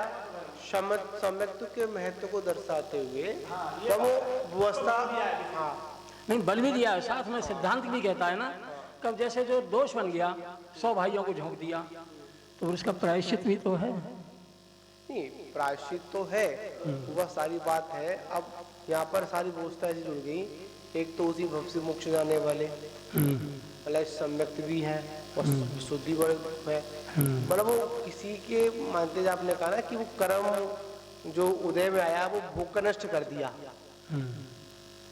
तो यहाँ पर वो भोग का नष्ट किया, वो मानो पूर्व कर्म में मिथ्यात्व अवस्था में बांधे थे, उन कर्मों की बात कह रहा हूँ। वर्तमान में तो जो कर्म है तो उसके बंद कुछ होगा नहीं होगा। मिथ्यात्व वाला जो कर्म, पूजा भक्ति आदि से निकांचित निवृत्ति ऐसे कर्म जो कि किसी व्रत तप संयम से भी नहीं कटते, वे तप से कहते हैं।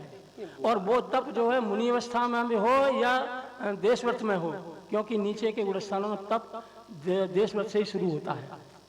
तो वो तप जो है जिससे निवृत्ति और निकांक्षित कर्मों का क्षय होता है, वो तो व्रती अवस्था में ही होता है, अव्रति में नहीं होता।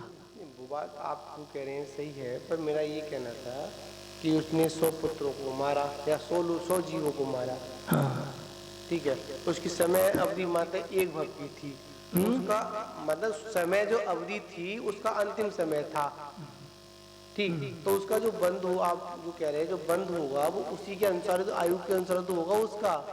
नहीं, आयु कर्म तो वहां जाकर के खत्म होगा 14वें गुणस्थान में।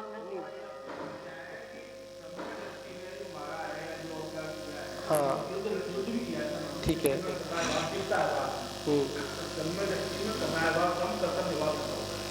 हाँ कर्तव्य भाव। और दूसरी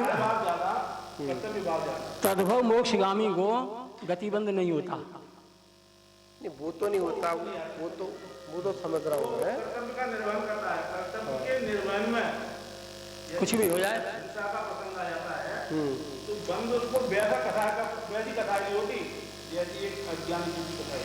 सीधी बात यहाँ समझ लें अपन, जैसे कहा जाता है कि सम्यक दृष्टि को जो बंद होता है वो अनंत अल्प होता है, अल्प स्थिति अनुभाग नहीं होता है। अब उसके कितने भाव है, क्या व्यवस्था है, वो अपने अपने अनुसार वहाँ पर लगा लेनी चाहिए। ऐसा नहीं कहेंगे ना कि उसको कथा है भाव, निर्बंधी कहेंगे, छोटी अवस्था में जो गृहस्थ होता है कि ये तो फिर कर्तव्य का बताया ये काम करने के लिए। हाँ, तो वो सारी चीज समझनी पड़ेगी। हाँ बताए ना, बताए। की रक्षा करना, संस्कृति की हत्या नहीं है, तो उसको मत हत्या नहीं है। कर्तव्य निर्वहन में किसी की जान जाती है, त्याग निबंधी शब्द आता है अंग्रेजी में, त्याग निबंधी कहते हैं, तो वहाँ उद्देश्य नहीं है हत्या करने का, अभिप्राय नहीं है, परिस्थिति है, परिस्थिति है कि कोई धर्म की रक्षा करनी है, संस्कार की रक्षा करनी है, संस्कृति की रक्षा करनी है, चतुर्वेद पंथी की रक्षा करनी है, अपने जिला मंत्रियों की रक्षा करनी है, अपनी स्थिति संस्कार जो भी है, जहाँ जैसी उसकी भूमिका है वहाँ पे जो रक्षा करने का भाव है, त्याग निबंधी जिसे कहते हैं ना। अब एक जीव ऐसा है कि हमें मालूम है कि जिसके जीव के करने से 1 लाख प्राणी हो जाना एक बार वही 1 मिनट वही वो तो बोलते हिंसा है, ऐसा नहीं है। अब तो हमें तो वही से क्या कह रहे हैं, बाटक कहने सुप्रीम कोर्ट अप्लाई करता उसको इसने कह दिया क्या चीज मिलता नहीं पानी को मिलता नहीं है या तो करेगा व्यक्ति का देखो व्यक्ति क्या है तो वहाँ ये बात है हिसाब इसका है ना। हाँ तो फिर आत्मरक्षा का हुआ, आत्मरक्षा में यदि ऐसा होता है तो वहाँ उद्देश्य क्या है, उसका अभिप्राय क्या है? हिंसा करने का अभिप्राय नहीं है और हिंसा करने का अभिप्राय नहीं है इसलिए हिंसा नहीं है। संकल्पी हिंसा ही एक ऐसी है जिसमें हिंसा का अभिप्राय होता है। एक तो सैनिक के पास भी देश का सैनिक है उसको गवर्नमेंट ने अप्लाई किया, वर्दी भी दिया है, लाइसेंस भी दिया है और उसको कुछ देश भी दिया। वही एक सरकार ने कहा आतंकवादी के पास काफी भी दोनों सेम है, बताओ मतलब क्या कौन है कैसे कौन है। और आतंकवादी ने मतलब किसी को नहीं मारा, सैनिक वो पास लगाता है, एक सम्मान पाता है और एक सजा पाता है। दोनों के अभिप्राय में अंतर है।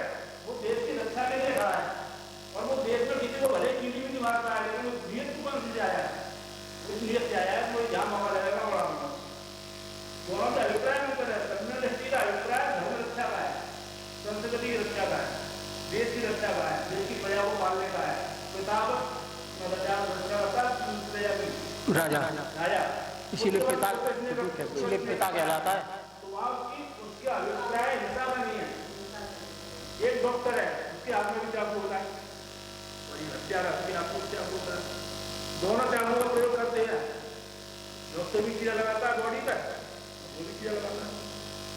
डॉक्टर कीड़ा लगाता है इस अभिप्राय से कि पीड़ा खत्म हो जाए, पीड़ा देने के लिए पीड़ा देता है, पीड़ा नष्ट करने के लिए पीड़ा देता है। क्या करता है, बाहर निकालता है, घाव करता है, क्यों?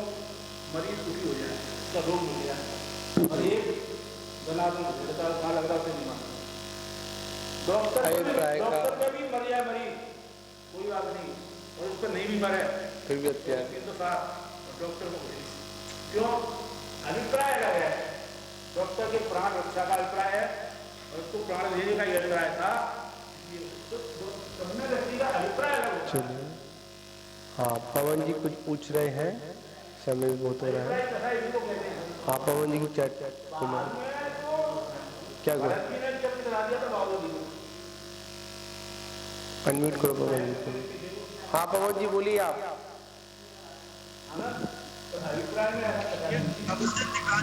कर सकते हैं, इसको स्पष्ट करें। क्या कह रहे हैं? तब से निकांक्षित कर्म कर जाते हैं। ये बात क्या है? मगर भगवान की भक्ति करने से हाँ सब कर जाते हैं। कुछ कर्म ऐसे जो नहीं करते, कुछ कर्म तो भूखे करते हैं, नहीं करते वो तो उससे निकांक्षित कर्म की बातें भोग से करते हैं, कुछ तप से जाते हैं। आपने अभी बताया है, तब से निकांक्षित कर्म कर जाते हैं। क्या बोल रहे हैं वो सुनो। हाँ पवन दोबारा बोलो पवन जी के बराबर। तब से निकांक्षित कर्म कर जाते हैं, ये कुछ बात समझ में नहीं आई। हाँ यार तो उसमें लिखा है, पढ़ने का मैं बता देता हूँ। लिखा है जिन निध्यति निकांक्षित कम कलासव खय हेतु दंसड़ा दो, उसमें पढ़ लेना। टीका है आचार्य बीसम स्वामी की, धवला जी में पढ़ लेना। चलो इसमें चर्चा कल कर लेंगे, कभी भी कर लेना। उसमें स्पष्ट लिखा है जिन बिंब दंश लिखा है, जिन भगवान का भी लिखा उसमें तो जिन बिंब दंसरेण निध्यति निकांक्षति मिथ्यादादि कम कलासव खय हेतु दंसड़ा दो, ऐसा लिखा है। जिन बिंब का महत्व है, जिनेंद्र वास्तव में नहीं मिलते। हाँ तो ये धवला जी में और जय धवला जी में आचार्य बीरचंद स्वामी ने लिखा है। हम दिखा देंगे आपको, पढ़ना हो तो आप पढ़ लेना। बोलिए। देखिए यहाँ पर एक बात और है, अभिप्राय अगर ठीक होगा हम लोगों का तो क्रिया चाहे हमारी कैसी भी हो रही हो तो एक समय वो एक समकित क्रिया ही होगी अगर अभिप्राय ठीक है। आप देखो मुनि अवस्था में भी जब शरीर शिथिल हो जाता है और चर्या आसन इत्यादि में शिथिलता रहती है और कोई मुनिराज इनकी उम्र मान लो 80 वर्ष की और रोग हो गया है, नहीं बैठ सकते सावधानी से और सामायिक करनी है, तो ऐसे मुनिराज को लेट कर भी सामायिक करने का उपदेश मिल जाता है, कोई दिक्कत नहीं है उसमें। अभिप्राय ठीक होना चाहिए। अब वो लेटना ही चाहे तो अलग बात है, लेकिन यदि शरीर में ऐसी स्थिति है, बन गई है और सामायिक करनी है और उनका उपयोग उसमें ठहरता है सामायिक में, तो इसमें भी कोई अभिप्राय में दोष नहीं। तो बैठा नहीं जाता उसी के लिए है, उसको हम राजमार्ग नहीं बना यही मैं यही कहना चाह रहा हूँ। हमने भी कहा था कि दोष का तो प्रायश्चित है, तो प्रायश्चित के लिए दोष करना ये महादोष है, अपराध है। ऐसा है कि बैठा नहीं जाता, एक हो सकता है कि शरीर में कोई वेदना हो। हाँ वही मैं कह रहा हूँ। और एक आ नहीं बैठा, जो प्रमाद आ गया। हाँ ये वैसे तो प्रायश्चित के लिए दोष नहीं करना। यहाँ कहा जाए वैसे तो हमारे पास समय नहीं, और वैसे अब यहाँ पर तर्क वाली शक्ति है, इसको कोई अन्यथा नहीं ले। वैसे तो हम बैठा नहीं आता, चला नहीं जाता, उठा नहीं जाता, नींद आती, अनेक लगा लें अपन, और संसारिक कार्यों में पूरा उत्साह बरतता है, नींद लग जाती है। निंदा रस का पान कराए तब देखो। बता तो है आपको, हम समझने वाली बात है। सामायिक के समय हमारी पोजीशन खराब हो रही है और फोटो खिंचाने में पूरी पोजीशन में आ गए। ये सारी बहुत सारी चीजें हैं यहाँ पर हमको। ठीक है, आपने कहा देखो क्या होता है, हर जीव की अपनी अपनी शरीर की स्थिति वो खुद को भान होती है, हमको नहीं होगी। हमारा रोग हमको क्या है, हमें क्या तकलीफ है, हम महसूस कर सकते हैं। आप प्रवृत्ति दिखती है, बस उसकी प्रवृत्ति दिखती है, बाह्य प्रवृत्ति दिखती है। ठीक, बोले महावीर भगवान की। पवन जी का आंसर कल देंगे, है ना, जो भी आंसर